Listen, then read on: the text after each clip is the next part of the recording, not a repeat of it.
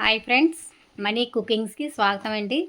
ఈరోజు నేను home made pizza చేయబోతున్నానండి.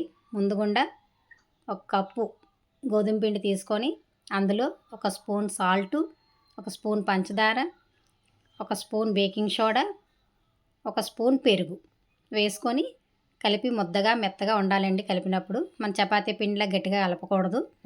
కలిపి పక్కన పెట్టుకోవాలండి. ఒక అరగంట సేపు పక్కన పెట్టుకోవాలి.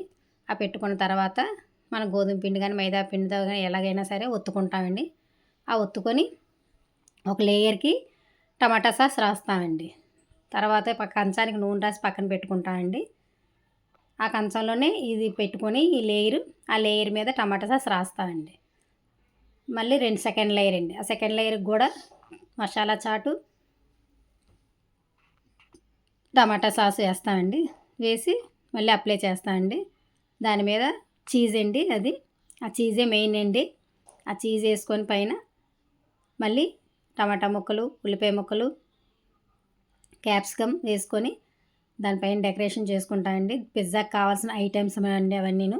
తర్వాత కుక్కర్లో కల్లుప్పు స్టాండ్ పెట్టుకొని మరి తయారు చేసిన పిజ్జా కంచం అందులో దింపేసుకుంటామండి. ఒక అరగంట సేపు మాత్రం ఉడకాలండి. ఎలా వస్తుందో అనుకున్నాను కానివ్వండి, చాలా బాగా వచ్చింది.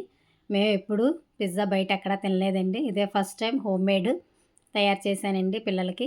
చాలా బాగుందండి, చాలా బాగా వచ్చిందండి. ఇది తయారు చేసి మీరు కూడా చూడండి, చాలా బాగా వస్తుందండి. గ్యారెంటీ సేమ్ ఇలాగే చేయండి, చాలా బాగా వస్తుందండి. హోమ్ మేడ్ పిజ్జా రెడీ అయిపోయిందండి.